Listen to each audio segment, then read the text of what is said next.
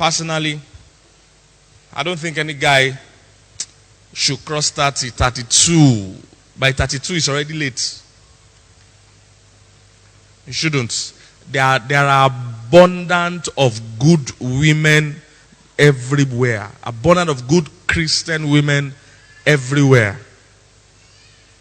When I met my wife, there was no emotional spark. I was not excited. I liked her as a person. Watch out for people that say, I love you, I don't know why.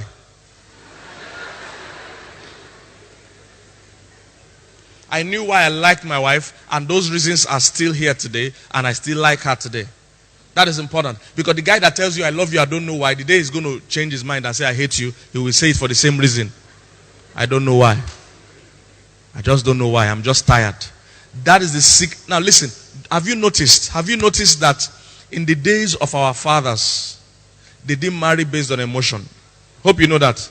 Oh, they didn't. Those days they married for basic things. For instance, they checked character. In fact, they didn't only check character, they would go and investigate your family. Am I correct? It was purely on tangible things. You will not hear somebody in those days say, I saw the girl, I began to shake, I began to shake. You will never hear that nonsense. That old men, I want to say young men, that old men are telling me today.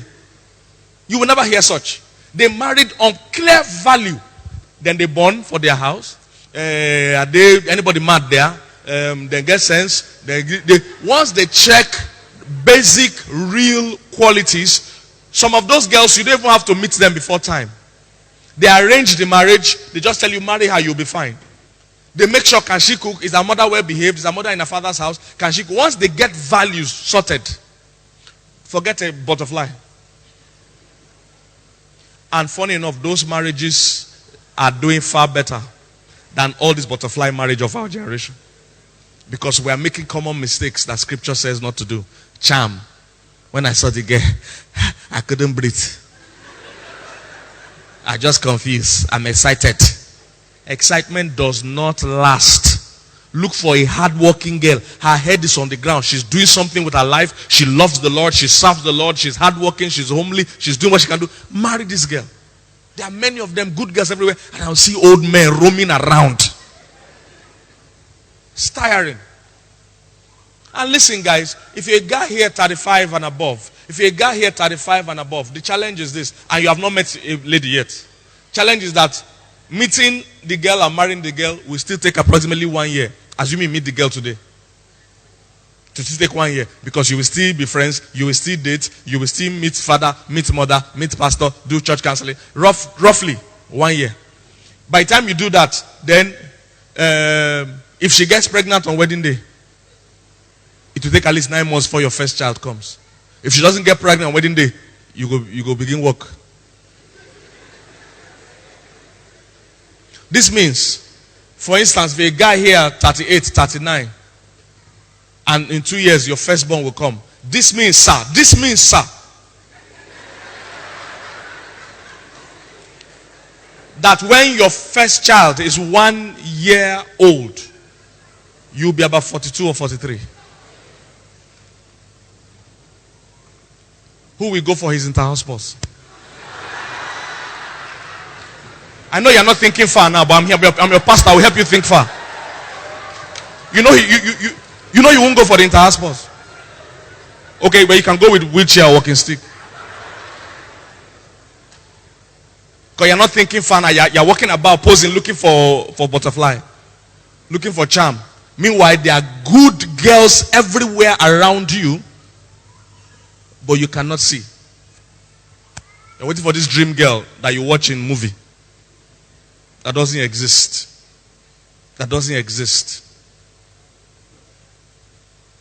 Many of these guys have not faced the reality. I have them in this church. I have 40-year-olds, single men roaming around in this church. Some of them have become serial daters. Champion daters. They date all the new girls in church. They are daters. They never marry, just date.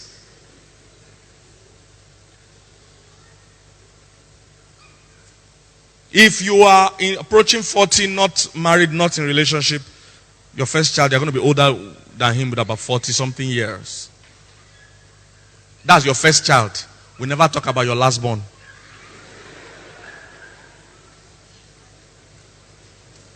We never talk about your last born. The implication is this also. You will be paying school fees when you might have stopped working. The worst thing you can do to yourself as a man is to be paying heavy bills when you are not earning heavy money. Some of you here, you have parents that are retired now. You know what's up. The money you make at that age or at that level is just for you to barely survive. You can't be bearing bills like rent or school fees. And who knows how much school fees will be by that time. Because when we were young, primary school was free. Today, there are some schools that are 500k primary school per term, not per lifetime.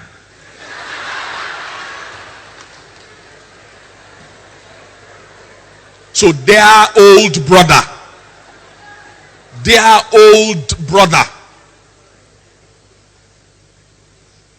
you might be looking for butterfly and be roaming around because you and your friends, nobody's telling you the truth. I'm your pastor, I'll tell you the truth, man.